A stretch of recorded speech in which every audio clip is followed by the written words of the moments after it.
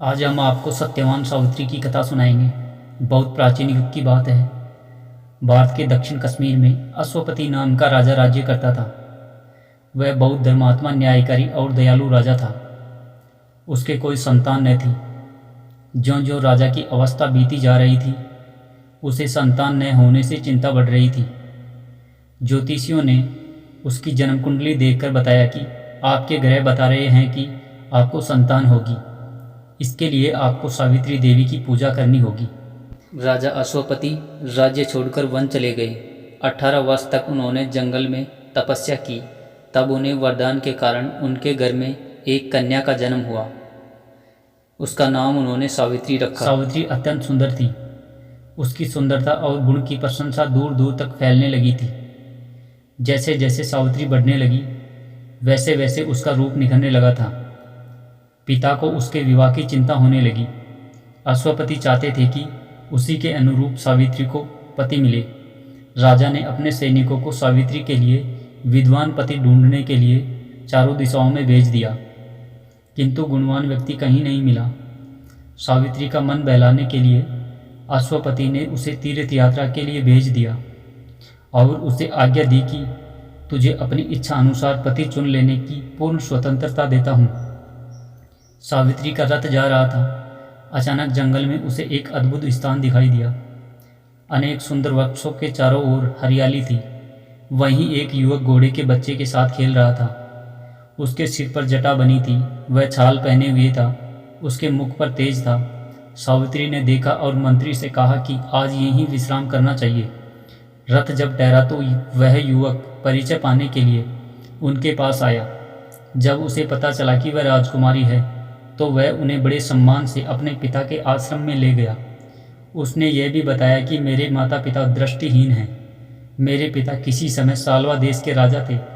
वह इस समय यहाँ तपस्या कर रहे हैं और मेरा नाम सत्यवान है। दूसरे दिन सावित्री अपने घर लौट गई और बड़ी लज्जा तथा शालीनता से उसने सत्यवान से विवाह करने की अनुमति मांगी। राजा अश्वपति बहुत प्रसन्न हुए कि सावित्री को उसके अनुरूप वर मिल गया है, किंतु बाद में ज्योतिषियों से पता चला कि सत्यवान की आयु बहुत कम है। वह 1 साल से अधिक जीवित नहीं रहेगा। यह जानने के बाद सावित्री के पिता को बहुत दुख हुआ। उन्होंने सावित्री को सब प्रकार से समझाया कि ऐसा विवाह करना जन्म भर के लिए दुख मोल लेना है।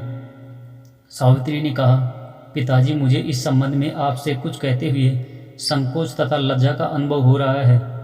मैं विनम्रता के साथ यह निवेदन करना चाहती हूँ कि आपने मुझे वर चुनने की स्वतंत्रता दी थी। मैंने सत्यवान को चुन लिया। अब अपनी बात से हटना आपके आदर्श का अपमान होगा और युग युग के लिए अपने तथा अपने परिवार के ऊपर कलंक लगाना हुआ। अश्वपति सावित्री की बात सुनकर निरुत्तर हो गए। उन्होंने विद्वानों को बुलाकर विचार विमर्श किया। अंत में राजा अश्वपति ने सावित्री को तथा और लोगों के साथ लेकर सत्यवान के पिता के आश्रम में विवाह करने के लिए चल दिए। जब आश्रम निकट आया तब अश्वपति सब को छोड़कर आश्रम में गए और सत्यवान के पिता गुमंत सेन से सावित्री का सत्यवान के साथ विवाह करने का विचार प्रकट किया। गुमंत सेन ने पहले तो अस्वीकार कर दिया। वह बोले, महाराज, मैं दरिद्र हूँ, तपस्या कर रहा हूँ। किसी समय मैं राजा था, किंतु अब तो कंगाल हूँ। मैं आपकी राजकुमारी को महल जैसी सुख सुविधा नहीं दे सकता, राजन। तब अश्वपति ने उन्हें सारी स्थिति बता दी और विवाह करने के लिए निवेदन पूर्वक आग्रह किया। अंत में सत्यवान के पिता मान गए और वहीं वन में दोनों का विवाह हो गया। अश्वपति विवाह में बहुत सारा धन आदि दे रहे थे। गुमंत सेन ने लेने से मना कर दिया। उन्होंने कहा, मुझे इस धन दौलत से क्या काम। विवाह के पश्चात सावित्री वहीं आश्रम में रहने लगी। उसने अपने सास ससुर तथा पति सत्यवान की मन लगाकर सेवा करने लगी। सत्यवान और सावित्री सदा लोक कल्याण तथा उपकार की बात करते थे। सावित्री दिन भर घर का काम काज करती थी। जब कभी उसे अवकाश मिलता था तो वह भगवान से अपने पति की लंबी आयु की प्रार्थना करती थी। जैसे जैसे समय निकट आता गया, उनकी चिंता बढ़ती गई। जब सत्यवान के जीवन के 3 दिन शेष रह गए थे तो सावित्री ने भोजन छोड़ दिया था और दिन रात प्रार्थना करने लगी। लोग उसे भोजन करने के लिए समझाते, किंतु वह सबका अनुरोध टालती रही। तीसरे दिन जब सत्यवान जंगल में लकड़ी काटने जा रहे थे, सावित्री भी उनके साथ चली। सत्यवान ने समझाया कि तुमने 3 दिन से कुछ खाया नहीं है, तुम मेरे साथ मत जाओ। किंतु वह नहीं मानी और सत्यवान के साथ वन में चली गई। सत्यवान एक पेड़ पर लकड़ी काटने के लिए चढ़ गए। थोड़ी देर में उसको लकड़ी काटते काटते चक्कर आने लगे। सावित्री ने कहा, लकड़ी बहुत हैं, उतर आइए। सत्यवान पेड़ से उतरा। धीरे धीरे सिर में चक्कर बढ़ने लगा और सत्यवान धीरे धीरे बेहोश होने लगा और कुछ क्षण में यमराज उसके प्राण लेने आ गए। यह सब सावित्री पहले से जानती थी। उसने अपने पति को इस स्थिति में देखकर वह रोने बिलखने लगी। उसी समय उसे ऐसा लगा कि कोई भयानक तेज पूर्ण परछाई उसके सामने खड़ी है। उसे देखकर सावित्री भयभीत हो गई। फिर अचानक न जाने कहाँ से उसमें बोलने का साहस आ गया। उसने कहा, प्रभु आप कौन हैं? उस छाया ने कहा, मैं यमराज हूँ, मुझे लोग धर्मराज भी कहते हैं। मैं तुम्हारे पति के प्राण लेने आया हूँ। तुम्हारे पति की आयु पूरी हो गई है, मैं उसके प्राण लेकर जा रहा हूँ। इतना कहकर यमराज सत्यवान के प्राण लेकर चलने लगे। सत्यवान का शरीर धरती पर पड़ा रहा। सावित्री भी यमराज के पीछे पीछे चलने लगी। थोड़ी देर बाद यमराज ने मुड़कर पीछे देखा तो सावित्री भी पीछे पीछे चली आ रही थी। यमराज ने कहा, सावित्री तुम कहाँ चली आ रही हो? तुम्हारी आयु बाकी है, तुम हमारे साथ नहीं आ सकती, लौट जाओ। इतना कहकर यमराज आगे बढ़े। कुछ देर बाद यमराज ने फिर मुड़कर देखा तो सावित्री चली आ रही थी। यमराज ने फिर कहा, तुम क्यों मेरे पीछे पीछे आ रही हो?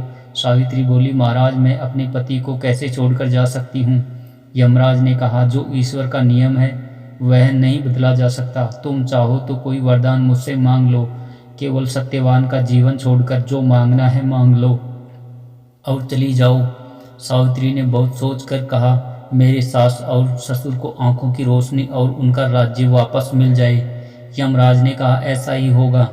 थोड़ी देर बाद यमराज ने देखा कि सावित्री फिर पीछे पीछे आ रही है। यमराज ने सावित्री को बहुत ही समझाया और कहा, अच्छा एक वरदान और भी मांग लो। सावित्री ने कहा, मेरे माता पिता को पुत्र प्राप्त होने का वरदान दो। यमराज ने वरदान दे दिया और आगे बढ़ गए। कुछ दूर जाने के बाद उन्होंने पीछे गर्दन घुमाकर देखा, सावित्री चली आ रही है।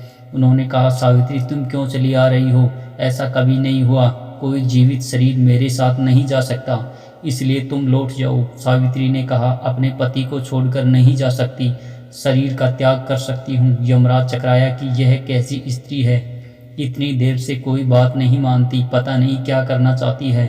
उन्होंने कहा, अच्छा एक वरदान मुझसे और मांग लो। मेरा कहना मानो, भगवान की जो इच्छा है उसके विरुद्ध लड़ना बेकार है।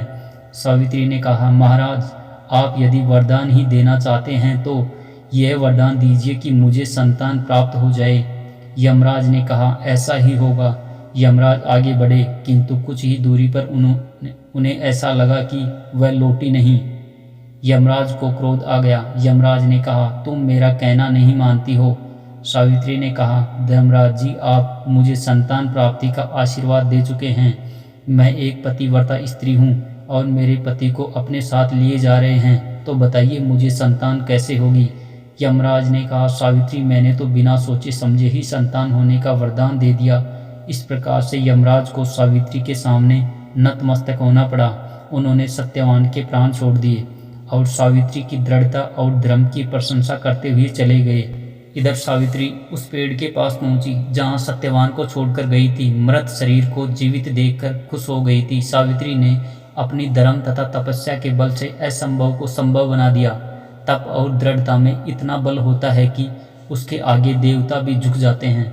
इस कारण सावित्री हमारे देश की नारियों में सर्वश्रेष्ठ हो गई और आज तक वह हमारे देश का आदर्श बनी हुई है। दोस्तों, ये कहानी एक ऐसी भारतीय नारी सावित्री की है जो अपने पति के प्राण बचाने के लिए यमराज से लड़ जाती है और अपने पति की जान बचाने में सफल हो जाती है। इस कहानी में कितनी सच्चाई है यह तो हमें नहीं पता, लेकिन हम आपके बीच इस कहानी को हम भारतीय प्राचीन धर्म ग्रंथों के आधार पर प्रस्तुत कर रहे हैं। धन्यवाद दोस्तों।